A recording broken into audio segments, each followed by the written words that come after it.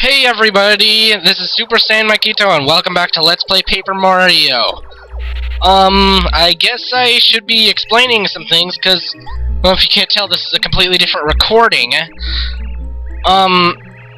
Basically, I recorded a huge amount of this game, but for some reason all the recordings got, like, messed up. I don't know what happened exactly. There was some kind of widescreen error and it gave him some weird stretching problems, and I just couldn't upload them like that. I mean, they're still viewable, but and so yeah, I started over and stuff. I'm just starting from here since I already got episode 1 up, and I'm not gonna do part 1 again. And plus, I've been busy with other things. I've got one thing I've been doing that some people probably know about right now, but I'm not gonna say what it is right now, because only a few amount of people actually know what it is. And the veranda's gone, and so we're just gonna fall. But with how much I recorded, I think I got a little further than Chapter 1 or so, or I beat Chapter 1 and got a little further than that. Somewhere around there. So, yeah. Kinda stupid I had to lose all that. And after that incident, I don't know, I wasn't motivated to just come back and continuing this. Because, I mean, I'm no professional LP'er. And you should know that. Because I've only done one full LP. One other LP that's taken a million years for me to finish, and then there's this one. Okay, now on to the actual game. What you're supposed to do here is you're supposed to find the hammer, which should be in this bush. And so now, as well as jumping, you can also use the hammer now in battle. Now, they do work differently, but not in the same way as you would think. Because most of the time, a weapon like that would do more damage. Well, in this case, it is somewhat true, but at the same time, it's not. The way the hammer works is that, well, it does more damage in one hit, while the jump is a little more spread out, as I'll say. Basically, there's this item you get not too much later. You get it before the first chapter, and it'll let you do action commands so you can do more damage to your attacks.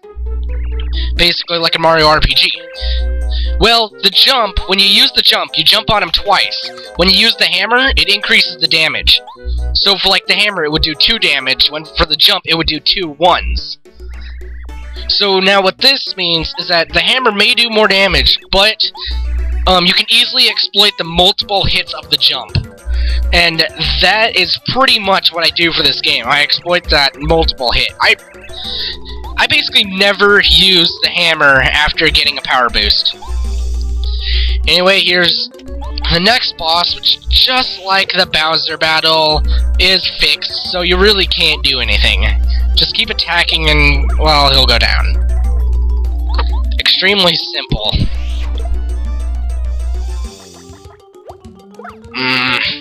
Yeah, until you get to Chapter 1, and you have that item that, lets you use the action commands, then it's just really not entertaining until then. I wish I could just skip to that point, but no, this is an LP, so I have to start from the very beginning. Here he attempts to increase his power, but really all he does is make it as his attack power 2, and he only does it when he has 1 hit left, so he's pretty much done.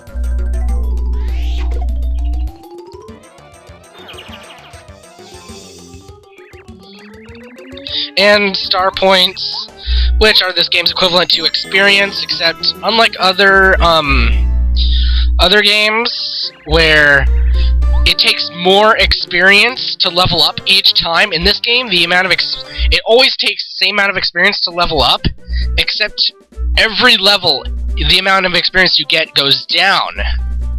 So early on in the game, some of the enemies may give you 2 or 3 star points, but some of the enemies, but once you get later on, they'll start giving you 1s and 2s, then 1s, then eventually stop giving you experience. That's one thing that was fixed in the sequel. Basically, in the sequel 1000 Year Door, if you don't get any experience, it'll automatically give you 1 star point by default. Which is kind of good, considering the stupid final boss and the secret boss only give you 1 experience for everyone who's beaten them. Don't know why it's like that. Okay, first random enemy, of course, just your average Goomba. Only has 2 HP, so they go down fast if you get a primitive strike on them.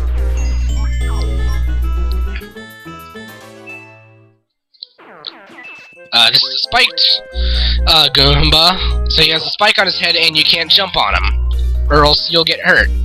And if he attacks you, he'll do 2 damage instead of just 1. Now, there are besides the different variants of Goombas, there's also recolored Goombas, like, well, just like in basic RPGs, a lot of enemies have recolors later on. And here's the third type of Goomba, the Para-Goomba. Basically exactly the same as the normal Goomba, except he flies above ground. Now, one thing about the enemies that fly above ground, which I don't know if a lot of people know about this, but just because an enemy is flying doesn't mean you can't hit him with, like, the hammer and such. The way it works is that with flying enemies, there's actually 2 elevations. There's high and low. High is what you saw the enemies up there, and then low basically means they're barely hovering above the ground. If they're at low elevation, you can hit them with ground-based attacks such as the hammer and stuff like that, but certain attacks that only hit ground-specific enemies, like a Quake-type move, those will not affect them. But just remember the elevation thing, because that could become really handy later on.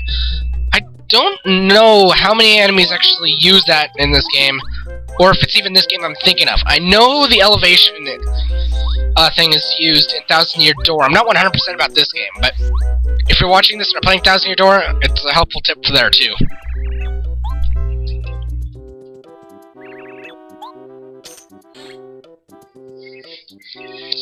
Okay, so we got a cutscene here, and really I'm not bothering too much with the cutscenes. I'm at least gonna leave it on screen for... I'm gonna leave the text on screen for, like, just a second. If you want to read the text, just pause it and read it yourself, because honestly, I don't want to spend half of the video just in text. Okay, so that little doll we got from the tree, you give it to her, and she'll give you a star piece.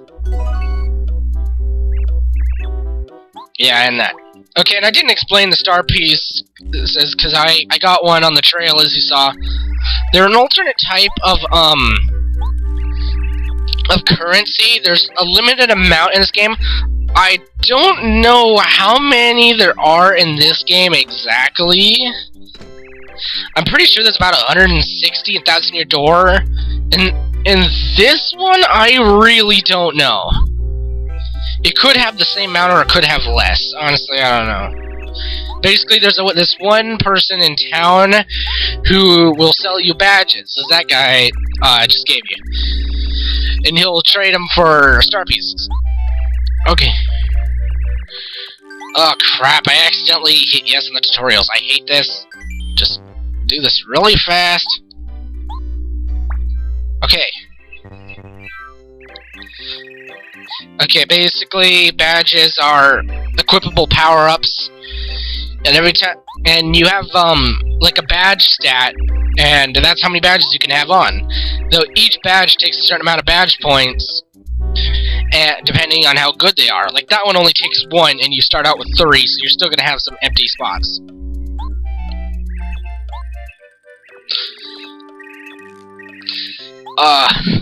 Okay. And now you get your first partner, Goombario. He's the basic partner that you get at the beginning of every Paper Mario game. Basically, he he just explains things. He talks about the area and talks about people if you get near him. And in battle, he can use head bonk and tattle, which head bonk is basically just the equivalent of jump. Which, once you get the that action command upgrade, it gives your partners the ability to do it too. So like the double jump that you can do with it will also go to him as well. And hit this tree, and you get a Goom Nut. Just a nice little thing to have there. Okay, destroy this box, and you can. Oh wait, yeah, that's right. I forgot to equip match. Okay, I'm gonna go on. If you talk to that signpost there, that Goomba will actually come off and attack you. Which, I don't want to be doing much battling in this playthrough, because, honestly, I play underleveled. I love playing this game underleveled because it makes the game more fun. I mean, it does make the game a lot harder, but it gives me a lot more room for strategy. Which, these games are kind of about strategy.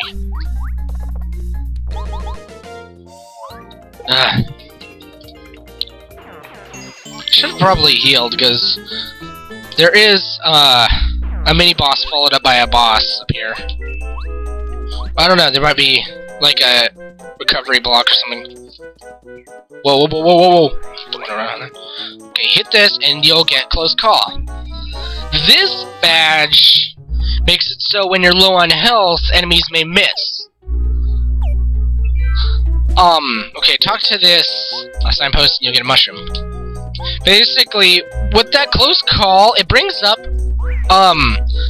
another kind of, well, stat, as I call it, your luck stat.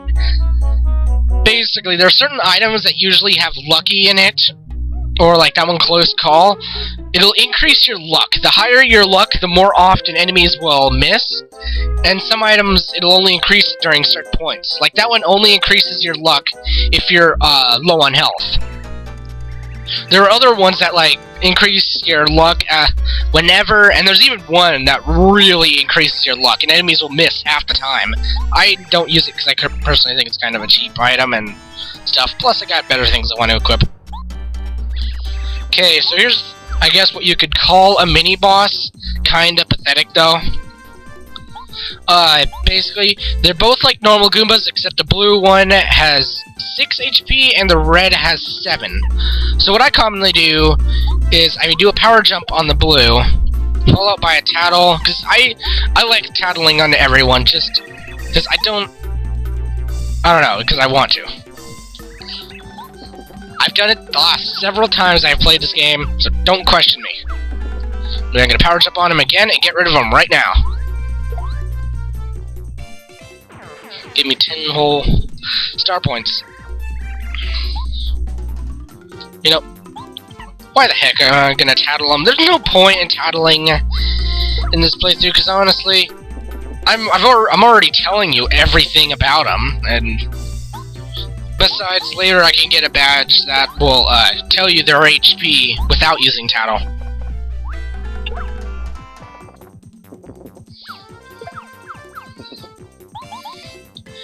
And is he done? Oh, nope, not yet. One more turn. And bam. And die. Boom.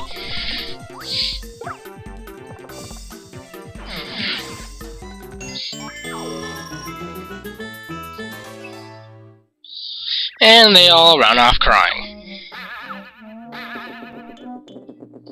Okay, I'm gonna go back and heal real quick.